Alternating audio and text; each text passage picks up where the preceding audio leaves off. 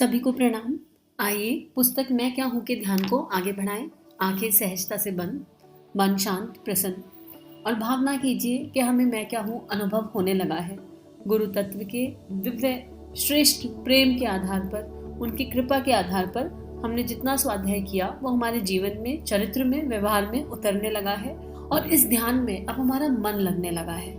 ये मन हमारा मित्र बन गया है और केवल हमारा ही नहीं, जितने परिजन इस स्वाध्याय को सुन रहे हैं, इस ध्यान को कर रहे हैं, उन सबका ये स्वाध्याय मित्र बन गया है और हम अपने भीतर उतरने के लिए तैयार हो गए हैं। ऐसी भावना, गायत्री मंत्र का प्रकाश अनंत लोगों तक इस स्वाध्याय को पहुंचा रहा है।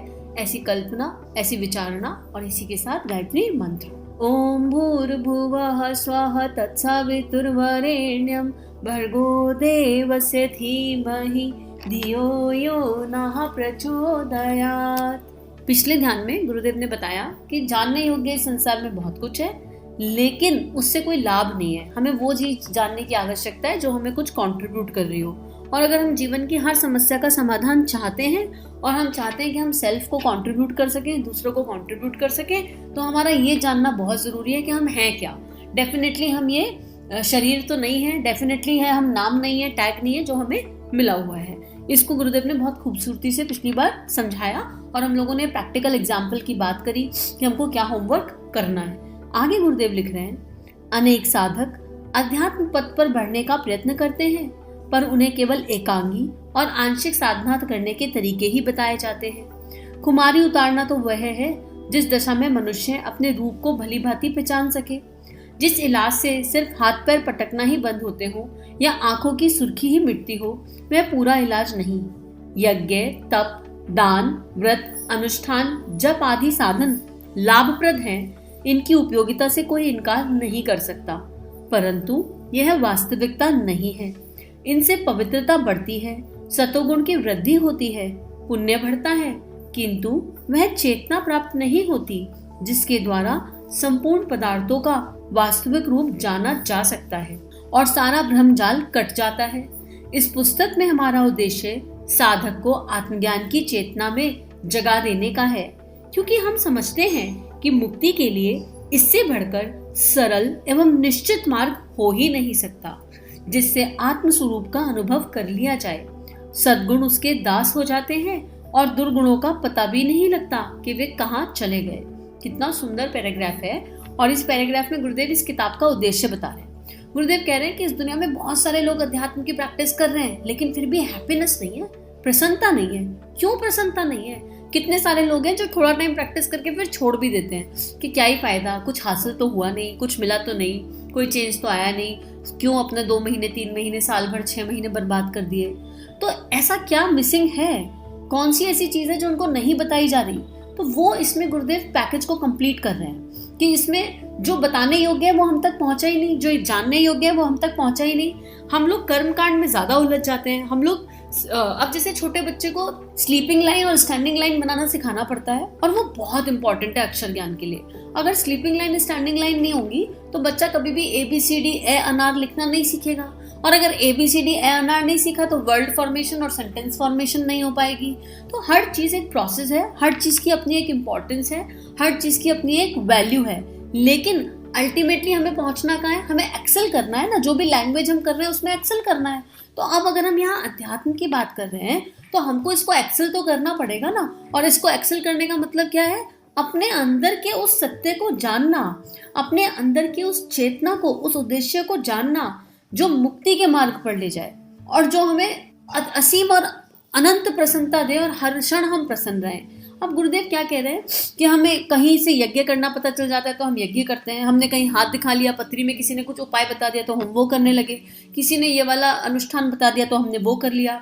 किसी ने जप कह दिया, दान कह दिया, हमने वो सब कर लिया। और ये सब हम क्यों कर रहे हैं? क्योंकि हम कुछ ढूंढ रहे हैं, है ना। फिर कुछ लोग बहसे कर रहे हैं, लॉलीपॉप टॉफी मिल जाए इसलिए कर रहे हैं कि भाई ये वाला अनुष्ठान करने से पर्टिकुलर चीज मिल जाएगी तो ये अनुष्ठान कर लो। उसमें भी एक श्रेष्ठता ये बात है कि कुछ लोग सांसारिक चीजों के लिए साधना करते हैं, लेकिन कुछ लोग भक्ति पाने के लिए, प्रेम पाने के लिए, अध्यात्म को समझने के लिए साधना करते हैं कि भगवान जी हमारा ये विकार निकल जाए, इसलिए हम ये 9 दिन का अनुष्ठान साधना कर रहे हैं, इसलिए हम 27 दिन की साधना कर रहे हैं। XYZ जो भी हमको बताया गया है।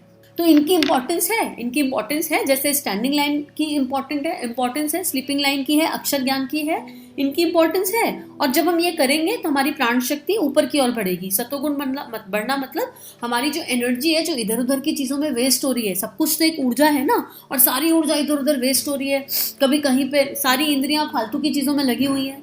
जब हम ये प्रैक्टिसेस करते हैं तो हमारी इंद्रियां अंतर्मुखी होने लगती हैं और हम अपने अंदर झांकने का प्रयास करने लगते हैं, तो हमारी प्राण शक्ति ऊपर की ओर बढ़ने लगती है। अब फॉर एग्जाम्पल कोई अनुष्ठान किया तो हम खाना बहुत सिंपल खाएंगे, सात्विक खाएंगे, और प्राण शक्ति खाना पचाने में बहुत व्यर्थ होती है।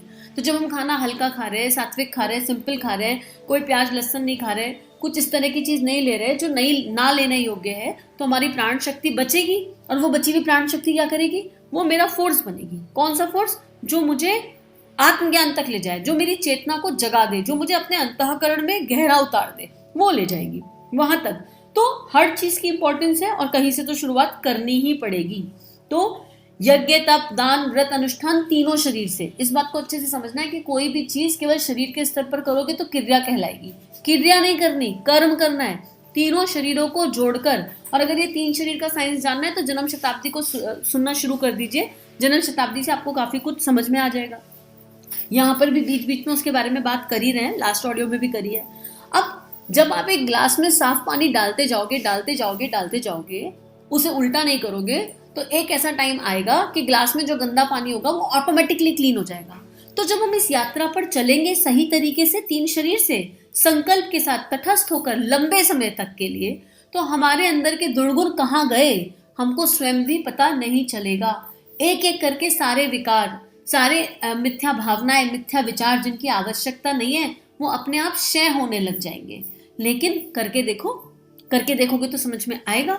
और चिंतन किधर करना है? चिंतन श्रेष्ठता पर करना है। अब फॉर एग्जाम्पल मान लो मुझे आदत डालनी है सुबह जल्दी उठने की, तो मेरा चिंतन, मेरी विजुअलाइजेशन, मेरा भाव, मेरा कर्म सब यही कहेगा कि मैं सुबह जल्दी उठती हूँ, और अपने आप को देखिए जल्दी उठता हुआ।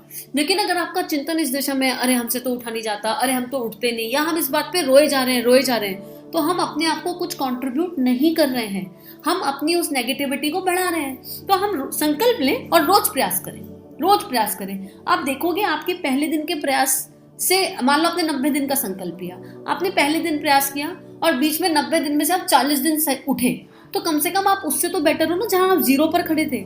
इस 90 दिन में आप 40 दिन उठे, आप फिर से प्रयास करो, प्रयास करते जाओ, तब कब तक? जब तक सफलता ना मिल जाए। और ग्रैटिट्यूड डालते जाओ खुद को, थैंक यू बोलते जाओ कि एटलीस्ट मेरी कॉन्शियसनेस को ये तो पता है कि क्या करने योग्य है और क्या करने योग्य नहीं, एटलीस्ट आई एम ट्राइंग।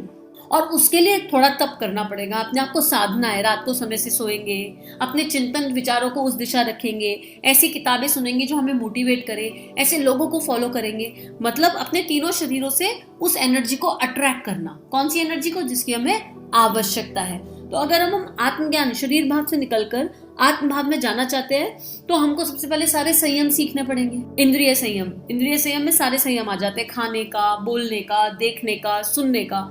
अर्थ संयम, समय संयम, विचार संयम, भावना संयम, ये सब हमें संयम करने पड़ेंगे। ये इनिशियल क्लासेस हैं। और आप देखोगे कि आप जब ये संयम कर जाओगे तो पहले तो हैप्पीनेस फील होने लगेगी, अंदर एनर्जी बढ़ जाएगी। एनर्जी कौन सी बढ़ जाएगी?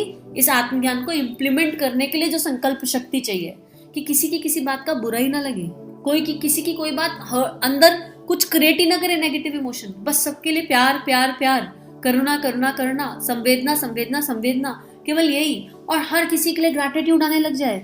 ये मैं जो बोल रही हूँ, आप यकीन करो, यही सत्य है अल्टीमेटली। जब हमें मैं क्या हूँ समझ में आ जाता है तो ऐसा होने लगता है कि आपको कोई ब्लैक बॉल कितनी भी फेंक दे, आपको फील ही नहीं होती, आपको अनुभव ही नहीं होती। आपके मन में सबके लिए बस अनंत स्नेह और प्रेम होता है। और ये अनुभव की यात्रा है। और हम ऑडियो 12 पर हैं, तो मुझे लगता है हमने प्रैक्टिसेस शुरू कर दी हैं। तो आज कोई एक श्रेष्ठ गुण उठाओ अपने अंदर का, जो आप चाहते हो कि आपके अंदर बिल्कुल एक्सेल कर आ जाए, उस पर फोकस करते जाओ। आप देखोगे उस गुण के विपरीत जो नेगेटिविटी होगी वो समय के साथ हमेशा के लिए समाप्त हो जाएगी। ऐसा करके देखना पड़ेगा।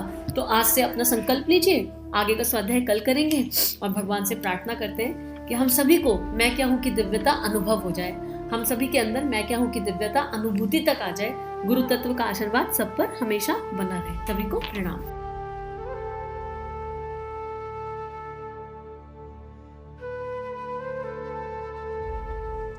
हमारे YouTube चैनल को सब्सक्राइब कीजिए और बेल आइकन पर क्लिक कीजिए ताकि आने वाली सभी वीडियो की नोटिफिकेशन आपको मिलती रहे।